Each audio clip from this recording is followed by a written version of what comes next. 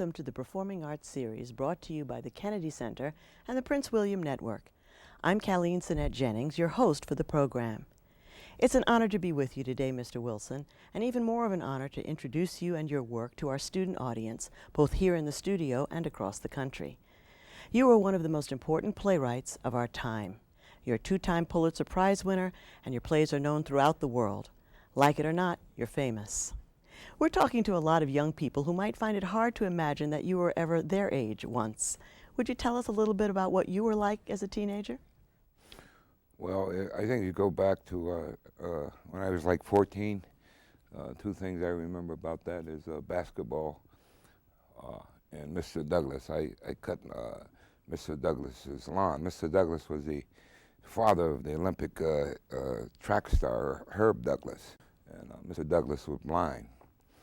And I cut his lawn. You see, because he was blind, I did a real good job in cutting his lawn because he couldn't see it. So I wanted to make sure, you know, that I couldn't cut corners on him. Yes. You know, and I was 14 at the time. I mentioned that because as I look back on it, you know, it's very important. And one time, on my way home from Louisville playing basketball, I passed the library, and I stopped in the library, and they put me out because they had a basketball. And basketballs weren't allowed in the library, so about a week later, I stopped by the library on my way home without the basketball, and ultimately changed my life. Yeah. Because I went in and I discovered the Negro section of the library, and they had about like 40 books. And I said, I'm gonna read all these books. Wow. And I started reading them one by one. And even at 14, I wanted to be a writer, so discovering books, I knew it was possible to like one day write a book and have it. I just wanted to be on that shelf with all the rest of them. But in order to do that, I had to get that basketball and that baseball and all that stuff out of my system, you know. But basically, when I was like 14, I was already in the entrepreneurial spirit. I cut lawns and washed cars and, you know, did all those kinds of things. But the library became actually the focus of my life when I was like 14. Yes. Did you know writers? What made you able to leap from seeing a book on a shelf to knowing you wanted to write books? Well, I had been actually writing since second grade. You know, when I discovered, you know, Jack Sprat, you know, and all those rhymes, I said, I can do that. And I used to make up my own rhymes. And, you know, when I was in third grade and go to school and I'd, you know, say a rhyme I made up, you know. So I had been, you know, writing and putting words together. I remember the word, when I discovered the word breakfast, I go, oh, that's two words, break fast. Yes. Right? And I say 2 words make one word. So I started taking 2 words and putting them together and inventing my own vocabulary. Look at that, man, I made that up, you know. So I just was always fascinating with words. The idea of concretizing thought is that you can think something, but there was a system by which you could make that thought concrete and actually show someone or tell someone exactly what it is that you would think once you made it concrete. And yes. So that idea is just, I mean, it's just, wow, you can create little structures and, you know, concretize your thought and yes. Freeze it. You know, it was just amazing to me. And that was early on, 5th grade, certainly by 6th grade. I had a little book and I was writing stories, and I had a wonderful teacher. When I wrote a story, she stopped the class and let me come up and read the story. And yes. That, of course, encouraged me to, you know, write other stories. Huh? Yes, yes.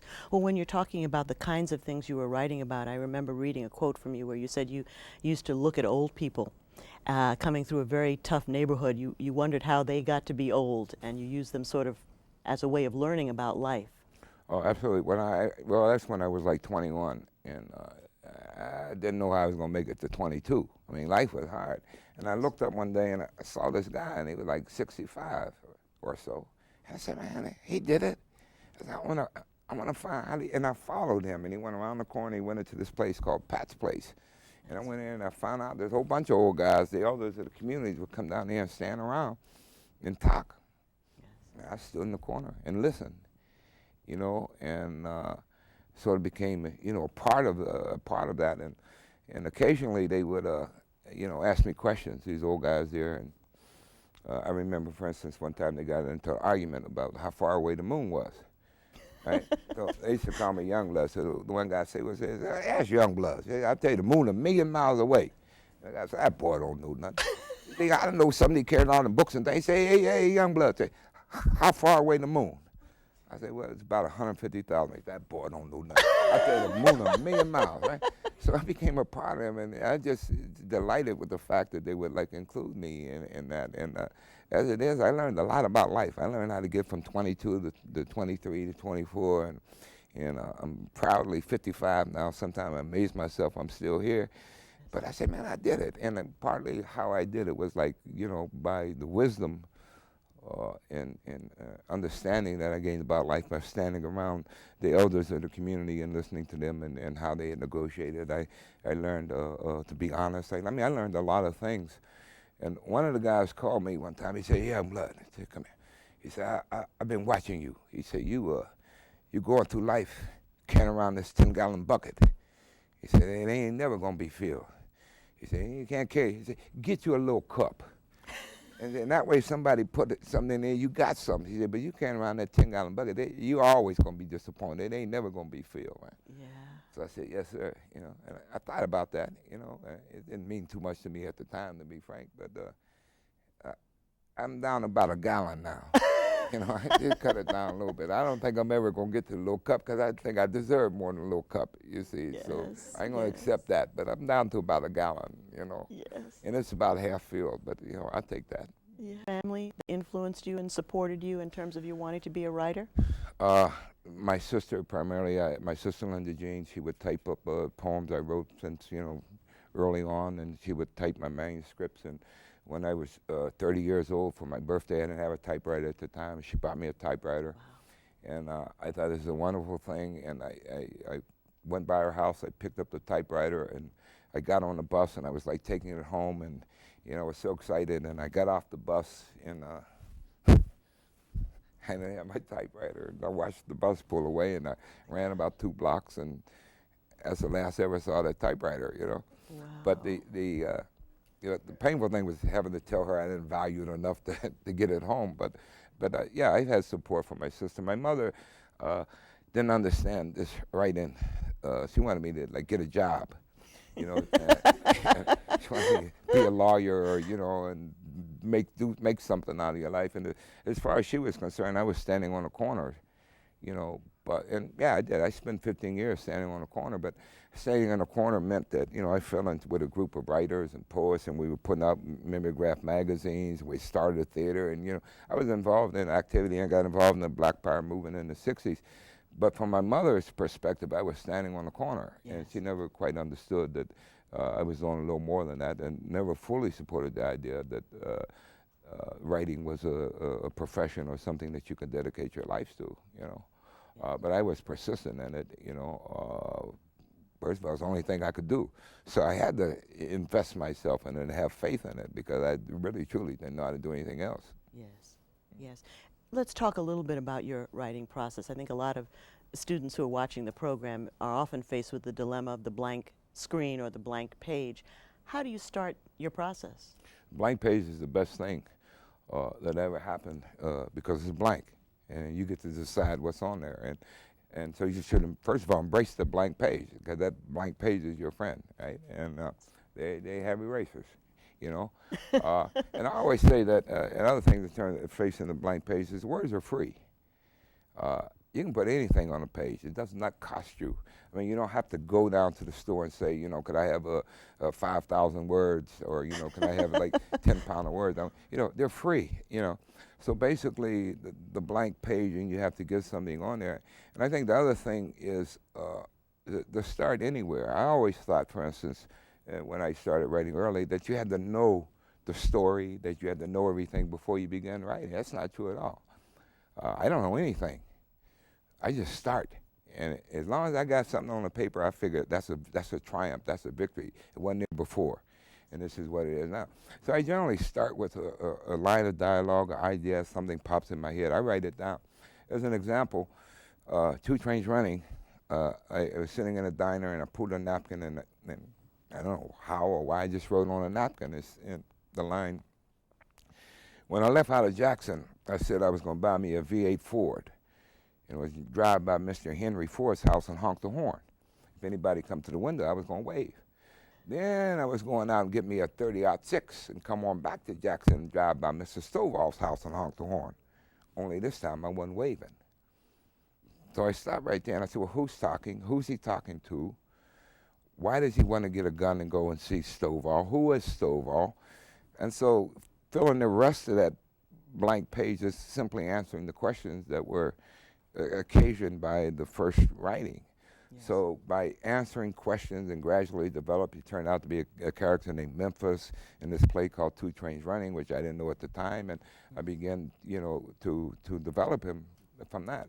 And then I discovered, in terms of if you get stuck, if you have a character who knows everything, then all you have to do is ask them and write down what they say, whatever it is. Yes. So, question: how long West Wife been dead? Oh, she been dead 27 years. Died right after the war. You got no, right? And then you get his idea and his philosophy and the whole thing. And so I guess what I'm saying is easy to fill the pages, and then after you fill the pages, then you can go back and organize them and structure them into a story, and along with the dramatic principles and the craft of, say, if you're writing plays, the craft of playwriting or craft of fiction or whatever. But it's important, though, that you cannot do anything without craft, and you cannot ignore craft, and you cannot learn enough about craft.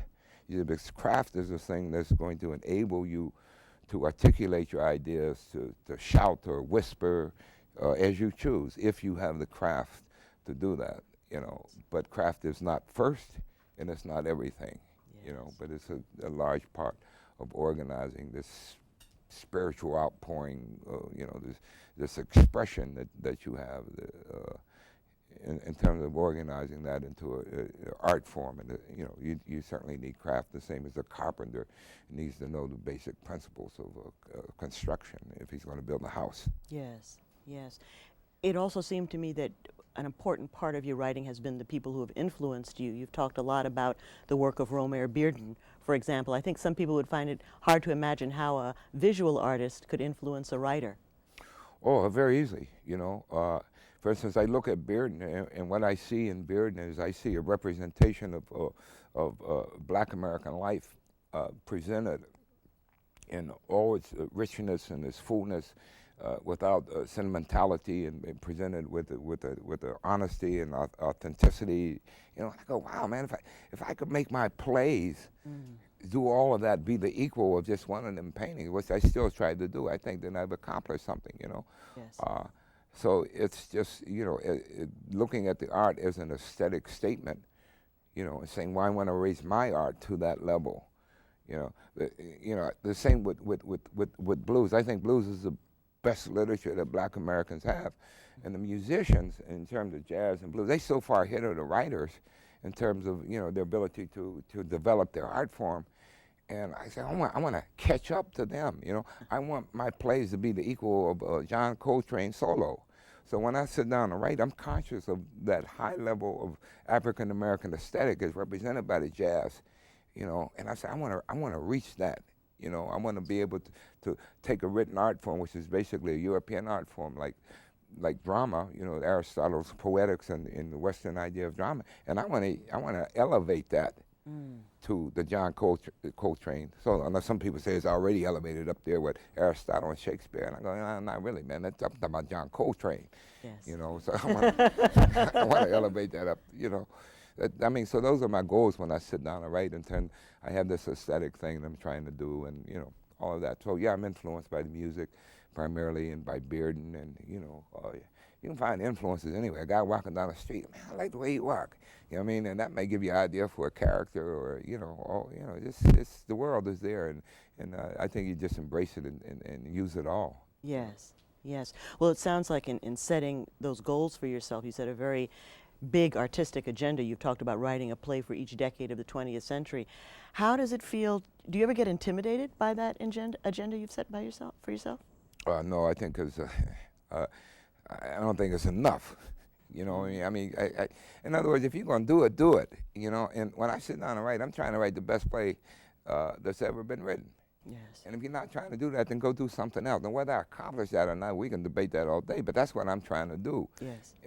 I'm trying to, you know, because I want to be the champion. I want to be the best. I want my art to be the highest. So that's when I sit down. I mean, why try for anything different? You know, I don't just want to win the game. I want to win in the last moment with a, 35-foot, or shot, or, some behind the back dunk shot. I want to do it in a spectacular fashion. It's a 10-gallon bucket again. Yeah, well, that's it. But, I used to say that, and then I found out that the great architect, Frank Lloyd Wright, Frank said, Frank, like I know him, Frank Lloyd Wright said, I don't want to be the best architect that ever lived. He said, I want to be the best architect that's ever gonna live. Yeah. And I said, oh man, see, I knew my sights were too low. So now I'm trying to write the best play that's ever gonna be written. Yes. So now I'm dealing with all my predecessors, and I'm dealing with all, the people to come. So I'm trying to set a standard and say, okay, you're going to write this, you're going to have to catch this. You're going to have to do this if you want to outdistance me. I'm trying to give you something to outdistance. And all that does, it makes life fun, it makes your writing fun, and it elevates your art so that when you sit down to write, you really got to stretch. Yes. And I think that's important. Well, and I think a lot of students get discouraged by the thought that a teacher will hand back a paper and say, revise it. Would you talk a little bit about your process of revision and how that fits into elevating your art? Sure. Writing is rewriting, and it took me a long time to find that out, because I thought you wrote it.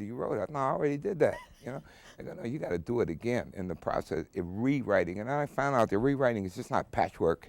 You have to rewrite. That means reimagine the whole process, just to go through that again.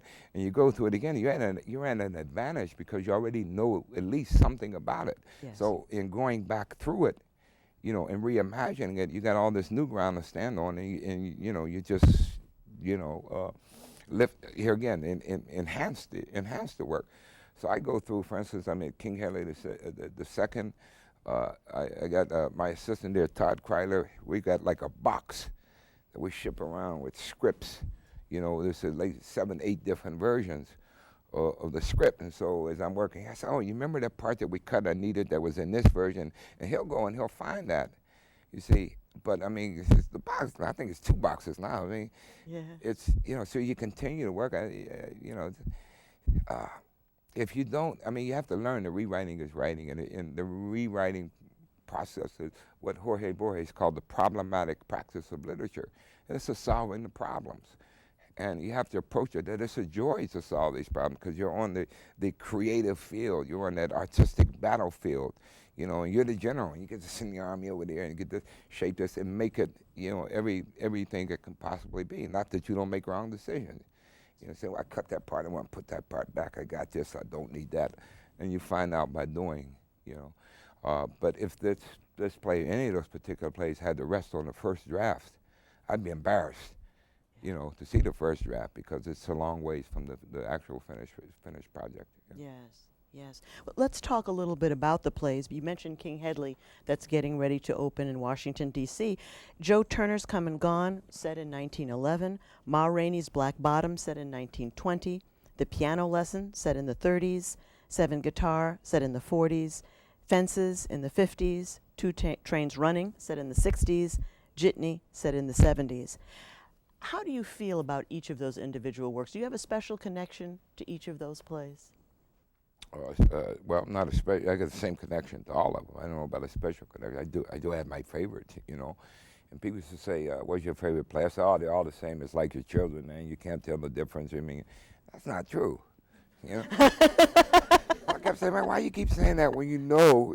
So then I just decided to be honest. Joe Turner's Come and Gone is my favorite so far. And King Henry II is closing ranks. I'm not sure what you mean by a special connection. Each one of them come from a different place. Each one of them means something different to me in terms of where I was in my artistic development. And also, it's very, very important is also in terms of when they were written, the decade. For instance, what was going on in American society when I wrote The Piano Lesson. Well, it may not reflect that in terms of the play's not about the 80s and what was going on when I wrote in like 1986 or something, but there was a lot of stuff going on that influenced the writing of that play, Yes. And so some of the ideas that I have, came about, that play became about because I wrote it in the specific time that I wrote it. If I were writing that play today, the same idea of the panelists, it would be a different play. So that has something to do with it also, with what it ultimately becomes. And what you find out is that each one of these plays has altered me in ways that I can't fully articulate, but you know, I'm working on finding out. But I'm a different person, not just in terms of years from 1984, say when we did Ma Rainey, but in terms of writing each of those plays. It has made me, you see, because writing is like, it's like walking down this landscape of the self, and you have to be willing to confront, you know, whatever you find there, you know, your demons or, you know, parts of yourself.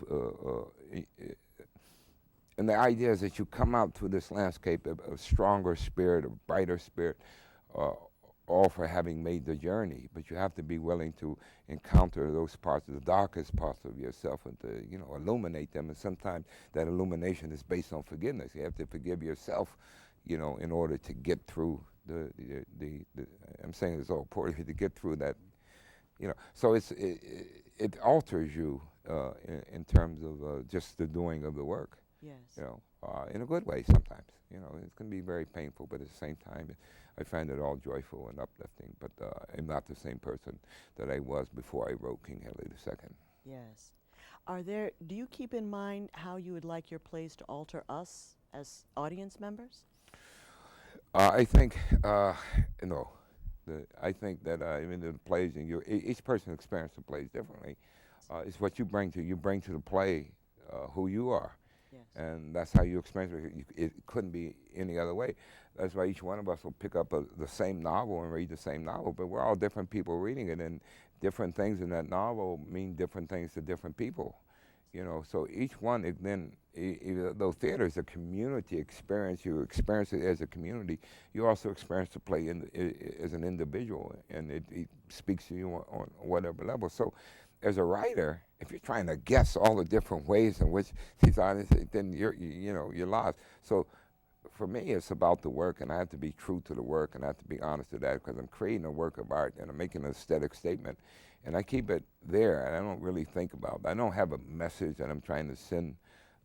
You know, I'm not writing that kind of drama, although there are a lot of things in the plays that you can get out. But that's not where I'm coming. Here again, I'm approaching it as an aesthetic statement and a work of art, you know, and I have my concerns and my ideas about the life, honor, duty, betrayal, my ideas about American society. All that's in the plays. It has to be, because that's who I am. But that's not where I start from. Okay. Yeah. To give students maybe a little edge on a homework assignment, if you look back over your plays, are there certain themes that seem to be coming back consistently through your body of work? Yeah, I think so. Well, I mean, one of the themes is the idea of connecting to your history, the idea that in order to construct the present and construct the future, you have to know who you are, and who you have been, and where you're coming from, and how you fit into the larger picture. And I think that connection in terms of Black American life, that connection with our ancestors, with our grandparents even, have been broken. And it has to be, because I look at it and I say that they have gone through life and they have mapped out life. All their ideas, every conceivable aspect of life has been like mapped out and handed to us and say, this is the way to live in the world. And that book, if you will, does not say to kill somebody over $15 worth of narcotics. You see, that book does not say that you disrespect your elders, et cetera. So I figure we don't know what's in the book, because if we knew what was in the book, then, you know what I'm saying, that connection has been broken. And when my daughter, when she went to Morgan State, her first year, and she called me up and said, "Oh, Daddy, so I joined the Black Action Society," or whatever, the black organization was called, and we're studying about Timbuktu. I said, that's good, but why don't you start with your grandmother and work your way back to Timbuktu so you can understand who you are?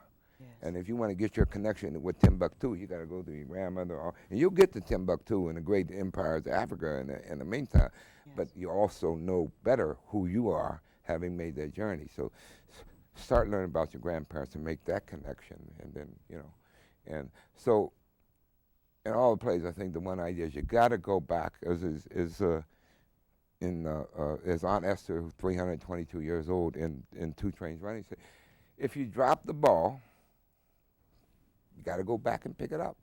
There ain't no need to keep running, because if you get to the end zone, it's not going to be a touchdown, because you got to have the ball.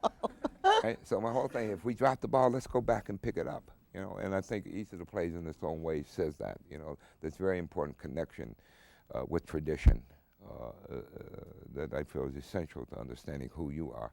And if you're going to plot any kind of future, you have to know that. Yes, yes. How easy is it for these plays to come out of you? Do you wrestle with them? Do you have to walk away from them sometimes?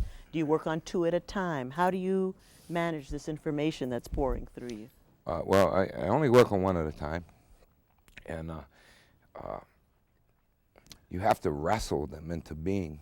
But you want to make it look like it was easy, right? But it's hard, because you got, like I said, you got to wrestle, you struggle with them. But the idea of any art, you don't want people to see the seams. You don't want, the idea you're supposed to know how this is like, But some of them were very difficult journeys to make. Some were less so. Some were more painful. The other, I wrote piano lesson, wrote my friend.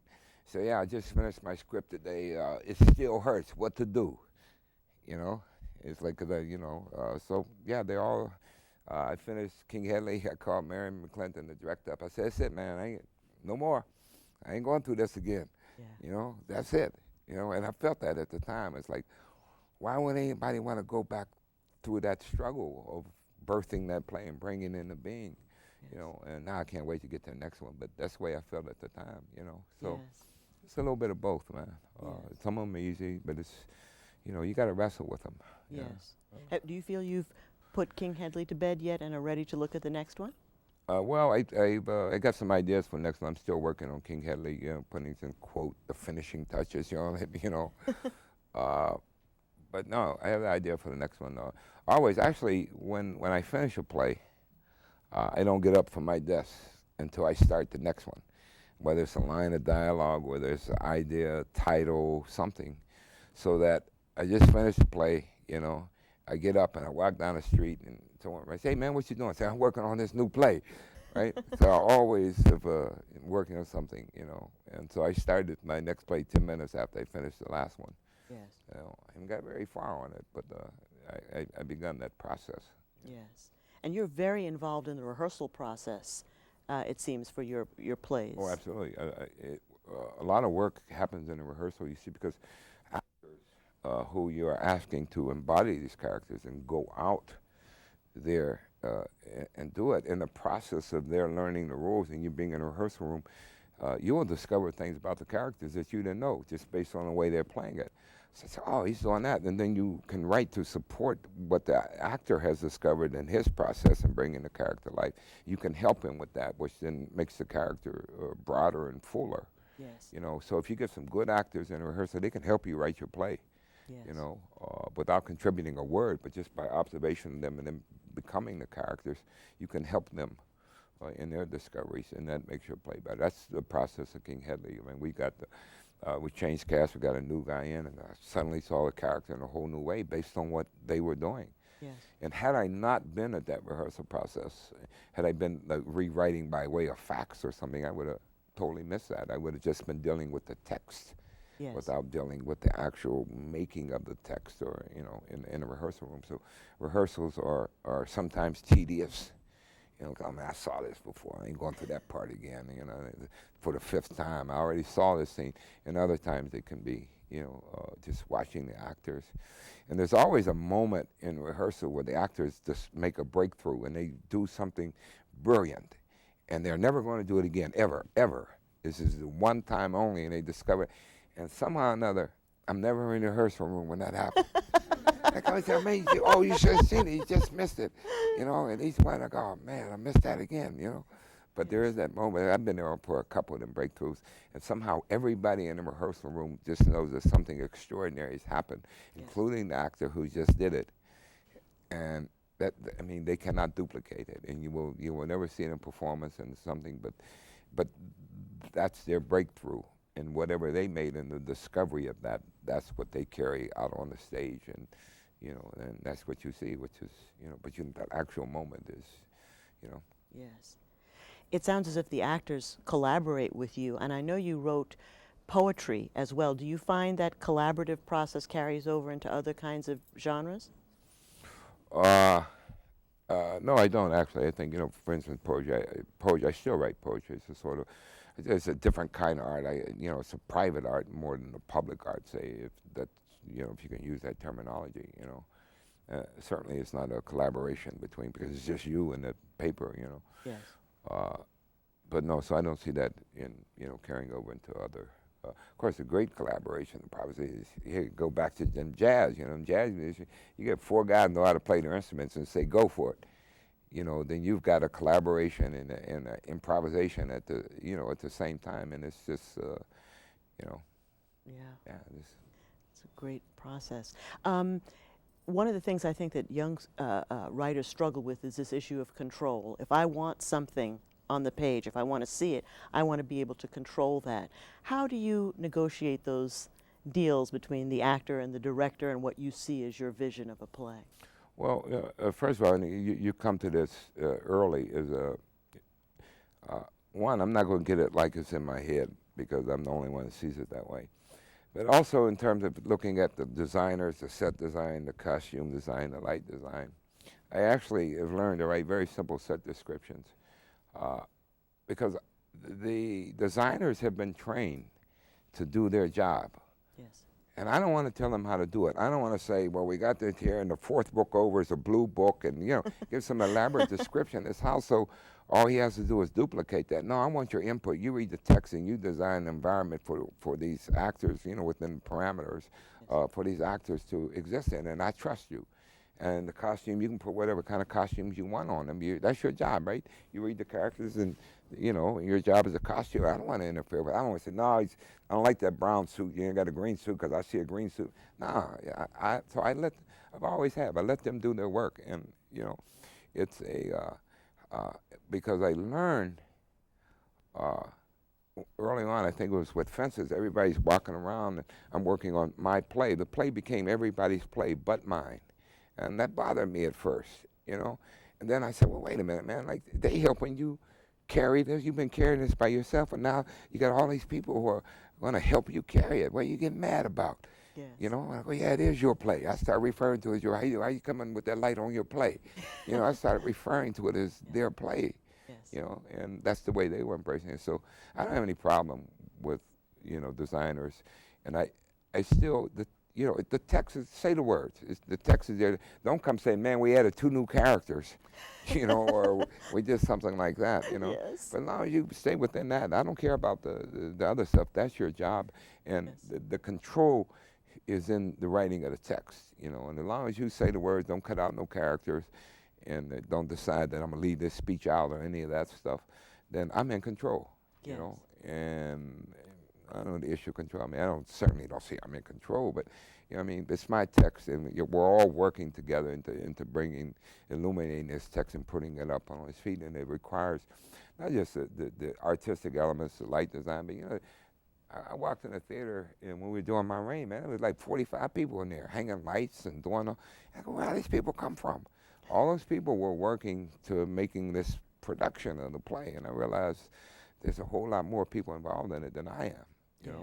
But saying that to say, for all my fellow playwrights, it begins with the text. If the playwright doesn't do his work, nobody in the theater works. The designers, the set designers, the costumers, the prop people, whatever. Nobody works in the theater until the playwright does his work first. Yes. Speaking of being a playwright versus being a poet or a novelist, do you see screenplays in your future, novels? Are you moving in and out of other kinds of genres? Well, I started my career as a poet and short fiction writer. I still write both, I have this novel idea that I really would like to get to And I was saying, man, you know, like don't mess around and die before you write that novel now. So as I got older, the idea of writing this novel became more and more of a thing, and I really want to do that. I've written a screenplay for Fences. You know, I think it would be fun to do, you know, some screenplays and yeah, you know, I think that I often talk about that, but that's not my primary focus. My primary focus is getting these 10 plays written. And I think after that, I want to like write the novel and you know, then the screenplays or whatever kind of writing. I just enjoy that. I think I'll do it all, but I want to get these 10 plays done and then write my novel. Yes, yeah. If you weren't a writer, what would you be? If I weren't a writer, would it be the same thing? I want to say. Boy, that's a hard one. I would be a concerned and committed individual and concerned about the society and world I live in as I am now. If I had stayed in school and went to school, I probably would become a lawyer, you know, because the idea of arguing, the idea of constructing a logical, you know, kind of thing that my layman's idea of what lawyers do. I think I would have done that. As it was, you know. You know, in my work career, I had a variety of jobs. I worked a lot at washing dishes. I worked in restaurants a lot. I worked as a cook. I worked as a, you know, I worked at the Science Museum as a script writer, you know, and I started saying I ran an elevator, but I didn't run an elevator. I was the elevator, you know, because they didn't have one. And the men's clothing shop on the 3rd floor, you know, I just run all day long up and down them steps, you know, and. So, you know, I'd still be embracing life and enjoying it, though, if I wasn't a writer. But I would still be, you know, what I think of myself first is a concerned and committed individual, you know, who has this little brief window, as we all do, and just trying to do something, you know, with that little brief period of time that we're here to, you know, make a better world for everyone. I think that sounds cliche, but sounds strong though. Yeah, well, that's what I'm trying to do. Yeah. Yes. Well, we also have some questions from our studio audience. We have a number of students here who are eager to ask you a few questions, and we also have some questions that have been emailed from other students. So let's take the first question from our studio audience first. Let's see, we've got a student in the back row, I think, from Duke Ellington High School. Yes, please. Yes, Mr. Wilson. I would like to know, your work has a lot of biblical references. Why is that? Why does my work have biblical references? I'm not sure. I think because I'm writing about Black America, and, you know, in Black American life, there's a lot of biblical references. When I did go to school, I went to Catholic school, so, you know, we have religion every morning, and I was always interested in theology and whatnot. But that's not really why that's in the play. I think it's because we're talking about Black America. And the church has always been, the Black community has always been organized around the church. And it's today, even in the year 2001, the strongest, most organized component of the Black community. But then there are some problems with the idea of Christianity that would teach you subversiveness or to be subservient. I have problems with that, and I think that the characters in the play deal with that. But basically, it's there because it's a large part of African-American life. Here's a question that was emailed from Rosa Parks School of Fine and Performing Arts in Paterson, New Jersey. Ty Wilson writes, did your experience growing up in poverty drive you to become great? My experience growing up in poverty, well, that's a hard one to answer, you know. I think my experience growing up in poverty, I grew up, we were poor, but we were rich in many facets of love and, you know, endurance, and, you know, in my family, I don't know, poverty so what's driven me, you know, but I think through the experience of struggle, if you will, that you become a larger, stronger person because of it, you know. But that's not the struggle in poverty. It's a struggle with, you know, American society and its denial of your humanity, your basic humanity as a Black person. That struggle can lead you to a very strong spirit in the process of wrestling with that demon. Yes. Great. Another question from a student from Duke Ellington? Yes, I wanted to know, what do you feel about hip-hop? Would you say that influences your work at all? Well, yeah, it's certainly part of the culture. I think it's we say hip hop or rap, hip hop. I think I refer to it as a spiritual fist of the culture. You know, what it demonstrates is that the Black American, the resiliency of the human spirit, and that the Black American culture is not only alive but is robust and vital. And then people say, well, you know, what happened to blues? Like, oh, hip hop, you know, rap, that's the blues, because you can make that connection all the way back through. So it's just a very strong expression of the culture, you know. Not that it doesn't need some reorientation toward, you know, certain issues and whatnot, but I celebrate it, you know, and embrace it, because that's who we are. Yeah. Great. Take a question from a student from Hilton High School, right here. Hi. How did it feel to win your first Pulitzer Prize, Mr. Wilson? How did it feel? It felt good. Right? And, so if I could briefly say something about the awards. You see, when I did Ma Rainey's Black Bottom in 1984, people were telling me, Mr. Man, you're going to win the Pulitzer Prize, and you're going to win this award and that award and the other award, right? And in the middle of all that, I got a letter from someone called the Theater of Renewal, said that you have won this award for Best Play from the Theater of Renewal, the tour award, and if you'll come down to this restaurant at such and such a date, we will give you your award. Well, you see, that wasn't Pulitzer Prize. I didn't go, right? Charles Dutton went, and he brought me back my award. It's about like 6 inches high, which is the drama mask, and it says Theater of Renewal Award. I put it in the box, right? Pulitzer Prize came and went. This prize came and went. The other prize came and went. I didn't win none of them. I said, wait a minute, man. Somebody gave me an award. And I dug through there, and I pulled that thing out, and I looked at it. I said, okay, man, like, here's the way this goes. Somebody gave you an award, and you didn't even appreciate it. So what you have to do is you have to treat them all the same. This is just as important as the Pulitzer Prize or any of the other awards. So from that moment on, I decided I had to treat all these awards the same. And the only one I have on my desk is the tour award. You know, I put that on there because that's a reminder to keep things in perspective, right?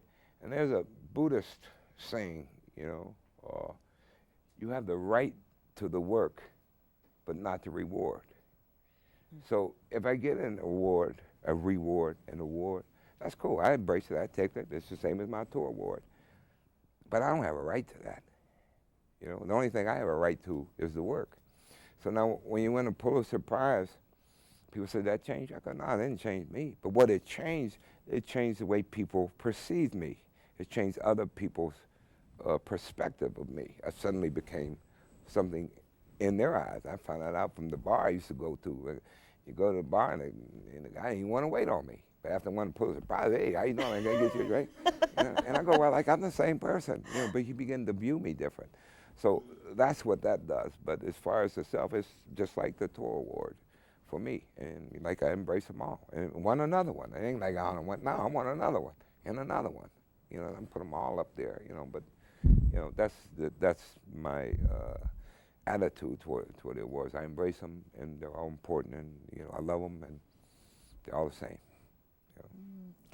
Another question from Rosa Parks School of Fine and Performing Arts. Erica McConnell writes, have you ever viewed a production of one of your plays and found it to be different from what you expected?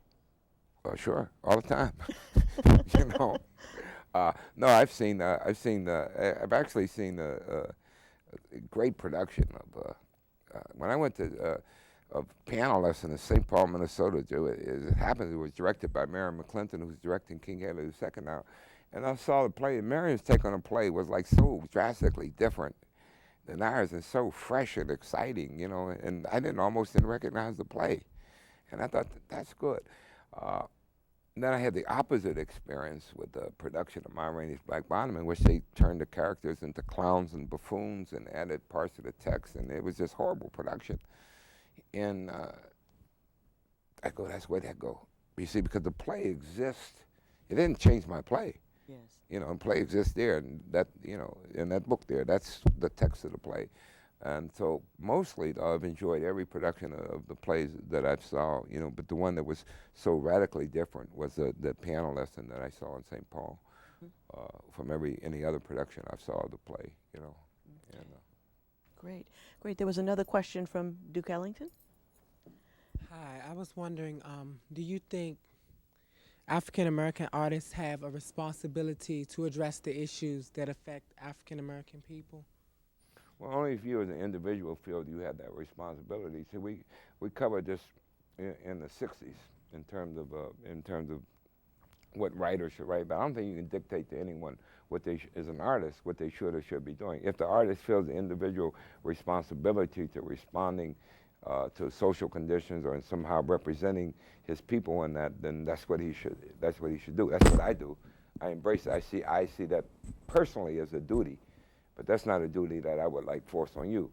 In other words, I'm gonna say, man, you're not doing this, so you ain't doing nothing. You doing, as an artist, you do what you want to do, you know. And if you accept that as your duty and your responsibility, then I personally think that's a good one. But I'm not gonna force it on you because you can't. You're not going to get the work out of you that that you would get otherwise. So the thing to do is to educate young people, period, before they decide they want to become artists, to their duty and responsibility, not just as African Americans, but as global citizens. You see, and once you understand that, then you realize that there's certain things in life that that you simply have to do. That your political history dictates a certain duty and responsibility. You know, that just as a man. And then when you embrace that, not only you're a man, but now you're an artist as a man, or you're a carpenter as a man. You see, that it's the same for the carpenter and for people that do all kinds of things as it is for the artists. I think as individuals that we should embrace that responsibility. You know. Great. There are other questions from the audience? Yes. Excuse me. I was wondering whether growing up the son of a white father and a black mother, did you ever struggle with your identity as a person? No, I didn't, because I grew up in the cultural environments of my mother's household, which was African-American. I grew up in what was largely an African-American community. My father was a sporadic presence in the household, and so I early on, made the identification as though I could do something else. When I went to third grade in school, they certainly knew who I was. They certainly treated me, as I was a Negro, and all the things that were closed to Negroes at that time were closed to me, you see. So there's no other identification I could have made. But here again, the cultural environments have always been black, and I just, never thought of myself or anything different other than that. Although I fully, respect my father, but he was a sporadic presence and did not have a large influence on my life. Okay. Other questions? Yes. Well, I've noticed in your writing and just things that I've read that was written about you, that you're not as angry or as mad as other writers that were growing up in your time were, like I could say James Baldwin or Murray Baraka. And I appreciate that sentimentality that you have towards your work and even when you speak. Why is that? Because you kind of had the same environment and background as them, but your view is totally different. Well, here again, I came into manhood during the middle of Black Power movement and became involved in that various organizations in Pittsburgh. National Involvement of Africans was the Kawaida organization. I embraced that. I was briefly in the Nation of Islam. I embraced that, and then I thought, you could, in terms of, if you go back to the plays of the 60s, so-called angry plays, you could stand up, and we did all kinds of things. I know because I had a theater troupe, and we directed some of them, and we put white people on stage, we put them on trial, we murdered them, we did all kinds of things on stage. And I thought, the stronger political act is to present black life on stage, the tradition, in order to show not only that we have a culture, not only do we have a culture as Black America, but it's capable of sustaining us so that when we leave our Father's house, that we are fully clothed in manners and a way of life. And if I can do that, then that's a political act. It's a stronger political act than putting white people on stage and killing them, you see. So that's what I wanted to do as an artist, was to turn in and look at ourselves and present that, because so many, the society tries to deny that it exists. And I go, no, you can't deny, you got to look at this. Here it is, it's right here in front of you. And, the fact that my mother would be thrilled with the idea that the content of her life, you know, can be turned into art, and can be turned into art that could like stand, you know, on any level, world-class art. What the content of her life, you know, I think she would be, because she didn't know that, you know. She died not without knowing that, you see. So I think she would just be delighted. So I think for me, that was the stronger political act, was like to do that, you know. But here again, I'm still the same person that in 1969 was involved in putting on those plays, that was running around the, you know, following Baraka wherever he went, you know, in terms of what he was doing. You know, I think the idea of self-respect, you know, self-determination, and self-defense, which are the three tenets that, you know, that I still think that that's valid, is crucial to Black American life. All three of them. And people are self-defense. Yeah, we're under assault. You know, I recognize that. You know, so I still embrace all of that. You know, in terms of my art, I come at a slightly different,